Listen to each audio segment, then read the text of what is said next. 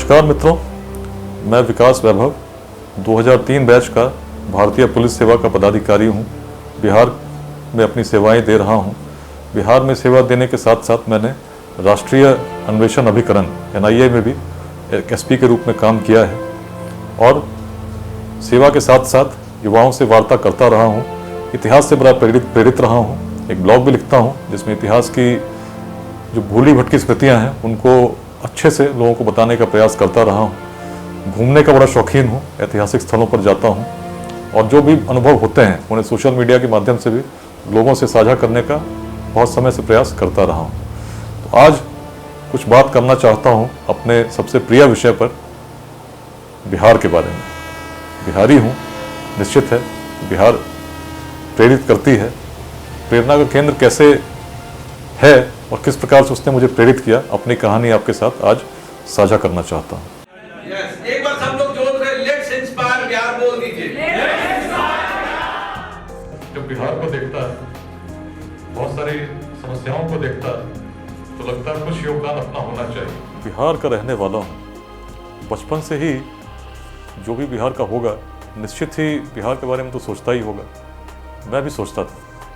बहुत छोटा था जब हिस्ट्री के बुक्स पढ़ने लगा, जब फोटोज़ देखता, चीज़ों को देखता, तो कहीं ना कहीं दिमाग चला जाता बहुत दूर, बहुत अतीत में कि बिहार कैसा था। आसपास चीज़ों को देखता, समझने की कोशिश कर रहा था, कैसे समझूं क्या थे हम, क्या हैं हम, क्या होंगे हम। बहुत बचपन की बात है। उस समय पिताजी बरौनी रिफाइनरी टाउनशिप में पोस्टेड थे।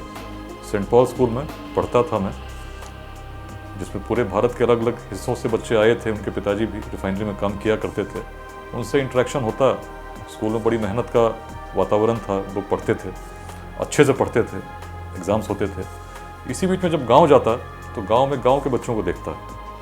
उनसे जब बातचीत होती तो एक बड़ा ही अलग पिक्चर दिखता। लोग पढ़ते तो हैं लेकिन लगे हुए हैं जो कुछ बड़े हो गए कि परीक्षा पास कैसे की जाए।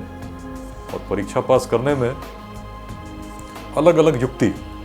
किसी के बारे में सुनता कि भाई उनकी जगह परीक्षा कोई और लिखेंगे, किसी के बारे में सुनता कि पेपर लीक कराने में लगे हैं। ये सब देखकर बच्चा छोटा था, बढ़ रहा था।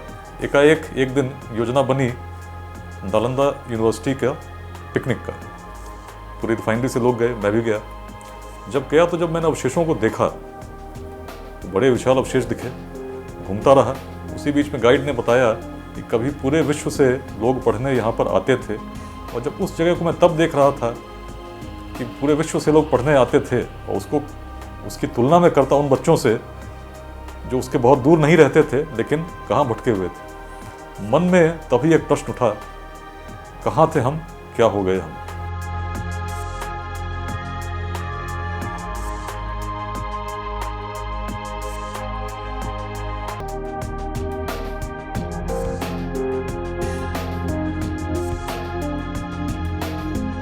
कुछ समय बाद पिताजी की पोस्टिंग भोपाल हुई। भोपाल जब पहुंचा तो आसपास के जो बच्चे थे बिहार के बाहर के थे और बिहारी बोलने लगे। तो शुरू में तो भाई प्राकृतिक लगेगा, बिहार के हैं तो बिहारी ही बोलेंगे। लेकिन कुछ समय के बाद जब लगने लगा कि बिहारी बोलने का मंशा उनकी कुछ और है तो बहुत दर्द हुआ, बड़ी पीड़ा हुई कि भाई क्या थे हम। वो भी तब कुछ समय घूमने गए सांची गए तो पता चला कि भाई यहीं तो विदिशा में उस समय सम्राट अशोक को भेजा गया था गवर्नर बना के पाटलिपुत्र से। यहाँ तक प्रभाव था और वहाँ के लोग आज बिहार पे हंसते हैं। बड़ी चिंता हुई, चिंता बढ़ती रही। लेकिन मैंने सोचा भाई हार तो नहीं मानेंगे। जो बच्चे आज चिढ़ा रहे हैं बिहारी बोलकर, उनको सिद्ध करना होगा बिहारी में शक्ति कितनी है। खूब मन से पढ़े और क्लास के टॉपर में शामिल हुए। जिन बच्चों को ने पहले कभी उपहास बनाया होगा उनको भी समझ में आ गया कि बिहारी के अंदर शक्ति क्या है। भावना बनी रही, मेहनत करते रहे। बाद में लगा कि सबसे अच्छे कॉलेज में पढ़ें तो IIT की तैयारी शुरू कर दी। IIT कानपुर के जाने से पहले जॉइंट एंट्रेंस एग्ज़ाम हुआ तो बड़ी मेहनत की थी और पूरी उम्मीद थी कि बहुत अच्छा जाएगा। लेकिन परीक्षा के तुरंत बाद पता चला कि पेपर लीक हो गए। उस समय दिल्ली में पोस्टेड पिताजी थे, मैं भी दिल्ली में था। और अचानक जब ये लीक की खबर मिली और पता चला कि उसका केंद्र बिहार था तो पीड़ा और बढ़ती चली गई। बचपन की एक असहनीय पीड़ा देखकर क्या थे, क्या हो गए, क्या करना चाहिए। तो खैर उस समय बहुत लग के तैयारी हुई, दोबारा परीक्षा हुई, सफल हुए, आईआईटी कानपुर पहुँचे।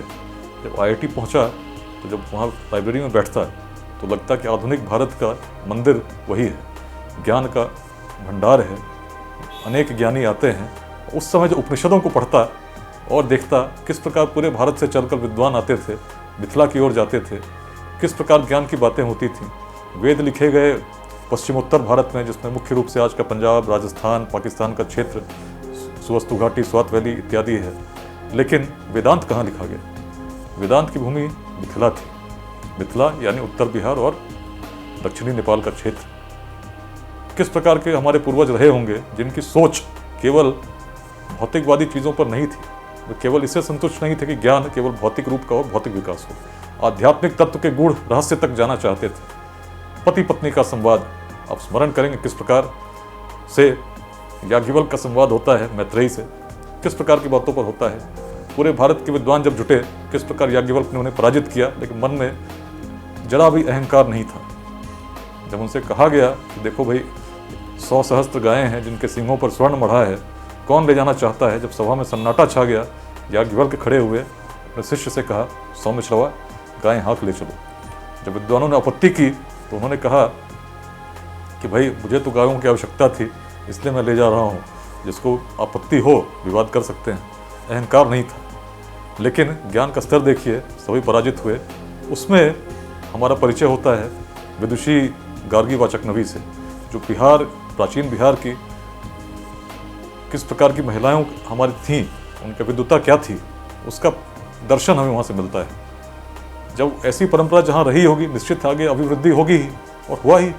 आगे अब देखिए कितने दर्शन ने कैसे विकास किया। बौद्ध धर्म का दर्शन आया, जैन धर्म का दर्शन आया, अनेक तत्व सिद्धांत हमने देखे, सभी को प्रतिपादित होते देखा, सभी पर विवाद होते देखा। तभी तो बाद में जाकर विश्वविद्यालय स्थापित हुए। ऐसे विश्वविद्यालय जहाँ ठंडे रास्तों से, हिमालय से चढ़कर लोग पैदल आते थे, अपनी जान को जोखिम में डालकर। उन यात्रियों की जीवनी आप पढ़ेंगे, उनकी विवरणी पढ़ेंगे, तो आप देखेंगे किस प्रकार जो ह्वेनसांग आया था प्रयाग के समीप, जान जाते जाते बची। धर्मस्वामी जब आए, तिब्बत से चलकर आए, किस प्रकार तुर्कों के द्वारा हमले में बचे, जान जोखिम में डालकर भारत की ओर आने को तैयार थे। और भारत का वह क्षेत्र बिहार था जो आकर्षित करता था विद्वानों को, क्योंकि ज्ञान की भूमि थी। प्राचीन काल से, वेदांत से आदि शंकराचार्य भी जब चले, जब उन्हें विद्वान की तलाश हुई, उन्हें उनके गुरु ने बताया, और उसके बाद जब चलनी शुरू हुई तो उनकी तलाश जाकर मंडन मिश्र के घर पर महिषी ग्राम में खत्म हुई। ऐसी भूमि बहुत पुरानी बात नहीं है। 1000 वर्ष पूर्व भी पूरे तिब्बत के लोगों ने सोना दान किया था, और सोना दान करके इस प्रकार से व्यवस्था की थी कि वहाँ से एक मंडली जाएगी विद्वानों की, और विक्रमशिला से किसी आचार्य को आमंत्रित करेगी। 3 वर्ष लगे, तब जाकर आचार्य आतिश दीपंकर श्री ज्ञान तिब्बत गए, और उसके बाद तिब्बत की कहानी बदल गई।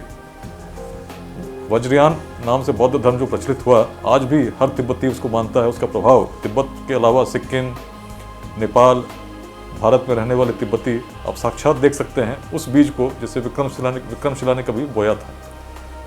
नालंदा के बीज कोरिया में दिखते हैं, चीन में दिखते हैं, जापान में दिखते हैं। ऐसे तो हम थे, श्रीलंका में दिखते हैं, थाईलैंड में दिखते हैं। बात ज्ञान की हुई। शौर्य की बात कर लीजिए, क्या थे हम? आज हम चिंता करते हैं, चिंतन नहीं करते। यदि चिंतन करें तो हम पाएंगे, इतिहास में तो हम जानते हैं किस प्रकार मौर्य साम्राज्य बना, किस प्रकार जिस समय न सूचना तंत्र इतनी विकसित थी, न प्रौद्योगिकी विकसित थी, न मार्ग थे, न संचार के साधन थे। लेकिन अखंड भारत का साम्राज्य रचने की क्षमता हमारे पूर्वजों की थी, और उन्होंने रचा। जहाँ 100 लोग भी मिले तो आपस में समन्वय नहीं बनता। इतने बड़े विशाल भूखंड में सभी राजाओं को, गणतंत्रों को, गणमुखों को मिलाकर एक अखंड भारत की परिकल्पना करना आसान नहीं था। लेकिन हमारे पूर्वज वो कर सके। आप सोच सकते हैं क्या ऊर्जा रही होगी, क्या सोच रही होगी। और इसके पीछे यदि हम जाते हैं तो कारण क्या था? क्या हम छोटे छोटे वादों में ग्रसित थे? क्या हम आज की तरह जातिवाद, संप्रदायवाद, लिंग भेद इत्यादि में संलग्न थे?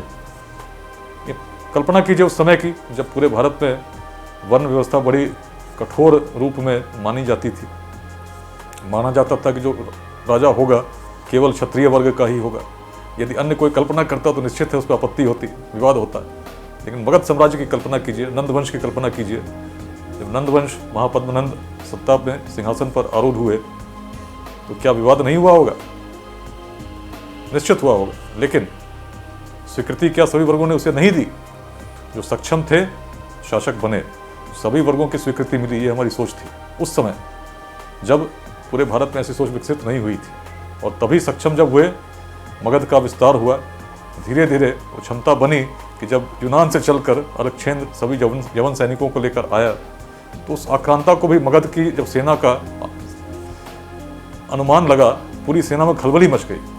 और महान अलक्षेंद्र जो पूरे विश्व को विजय करने की कल्पना लेकर चले थे, उन्हें भी लौटना पड़ा। उनके सैनिक, उन्हें जब सुना कि जब मगध की सेनाएं चलती हैं तो उनकी धूल में सूर्य भी छिप जाता है, जब ऐसी कल्पना पूरी सेना में दौड़ने लगी, रोंगटे खड़े हो गए। 3 दिवस तक अलक्षेंद्र शिविर में रहे, कोशिश करते रहे कि सेना मान जाए, परंतु सैनिक नहीं माने, उन्हें वापस जाना पड़ा और वापसी के क्रम में उनकी मृत्यु भी हो गई, यूनान तक वापस नहीं पहुंच सके। ये हमारा शौर्य था, ऐतिहासिक, जिसे इतिहास सिद्ध करता है। गुप्त वंश को भी आप जानते हैं, उससे लेकिन बहुत पहले महाभारत की जब कल्पना करते हैं, पढ़ते हैं, तो जरासंध का स्मरण करते हैं, जिसके बारे में स्वयं भगवान श्री कृष्ण ने कहा कि जरासंध के भय के कारण उन्हें अपनी राजधानी मथुरा से द्वारका ले जानी पड़ी।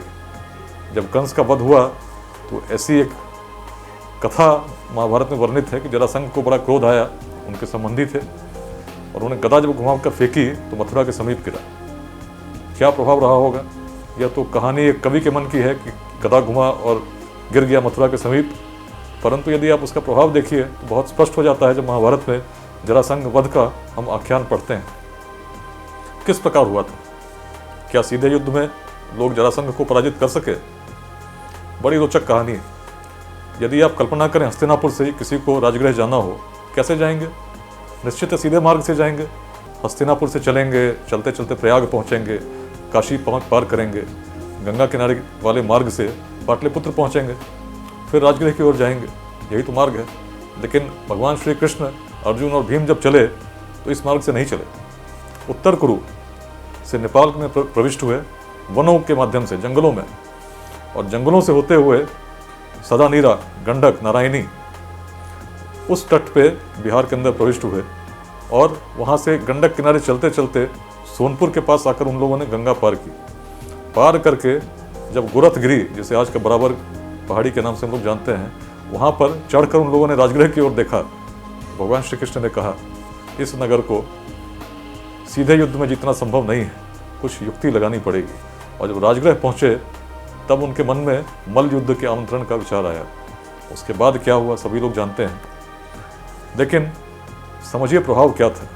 यदि सीधे मार्ग से आते तो निश्चित जो राजा थे वहाँ तक जरासंध का प्रभाव तो आ नहीं सकते थे। इसलिए उन लोगों ने क्षत्रियों का वेश धारण नहीं किया, साधुओं के वेश में आए, और उसी वेश में उन लोगों ने मल्ल युद्ध का आमंत्रण दिया।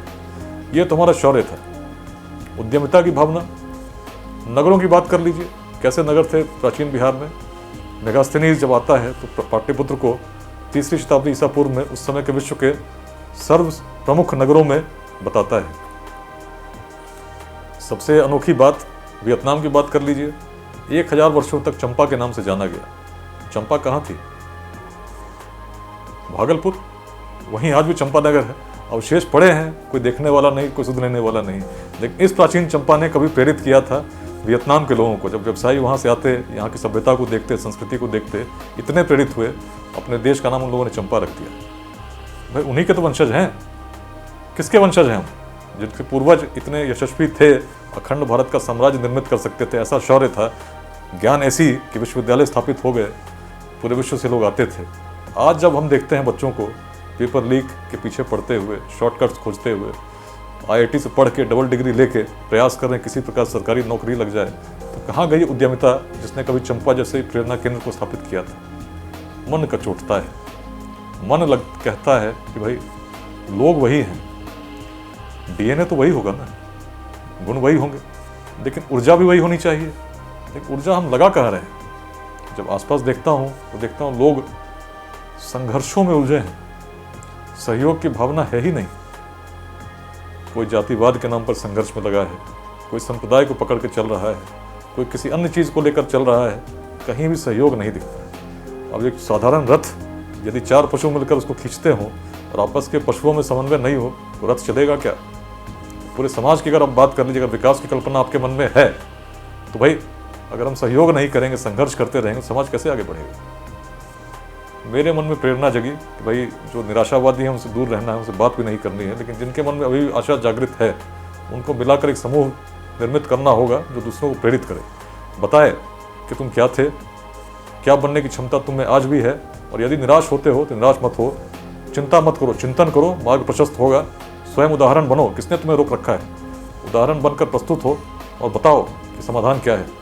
समाधान लघुवादों में ग्रसित होना नहीं है, ऊपर सोचना होगा, कुछ बड़ा सोचना होगा, और इतना बड़ा सोचना होगा कि हम अपने पूर्वजों को उनके वास्तविक वाहक बनकर लोगों को दिखें, और जब ऐसा हम दिखने लगेंगे तो बिहार तो क्या, पूरे राष्ट्र तो क्या, विश्व का भविष्य बदलने की क्षमता हम रखते हैं। हमने पूर्व में भी किया है, और निश्चित ही जब पूर्व में ऐसे बीज बोए गए तो वृक्ष का रूप तो और बड़ा होना चाहिए। आइए मिलकर सोचते हैं, मिलकर बिहार को प्रेरित करते हैं। युवाओं से जब बात करते हैं, निराशा देखते हैं तो उन्हें बताना होगा निराश मत हो, अपने आप को पहचानो। स्वयं की क्षमता जब जानोगे तुम पाओगे कि पूरी सृष्टि की असीम शक्ति तुम्हारे अंदर समाहित है। लेकिन यदि तुम निराश होते हो तो कहीं ना कहीं तुमने अपने आँख पर पट्टी बांध रखी है। यह कहने से, सोचने से कि अंधकार दूर होगा, कभी दूर नहीं होगा। लेकिन छोटी सी प्रकाश की किरण, एक छोटी सी माचिस की तीली जब जलती है तो चीज़ें दर्शित होने लगती हैं।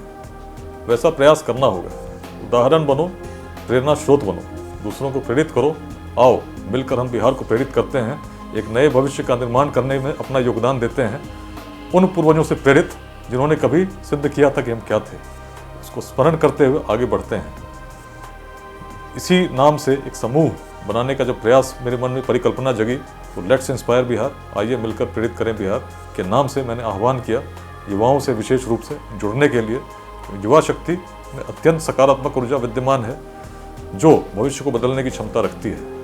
तो मेरा आह्वान यही है, आइए मिलते हैं, लघुवादों से दूर हटते हैं, चिंतन करते हैं, चिंता त्यागते हैं, और मिलकर अपने ही लिए, अपने आने वाली पीढ़ियों के लिए, अपने जीवन काल में कुछ करते हैं। आइए मिलकर प्रेरित करें बिहार, लेट्स इंस्पायर बिहार।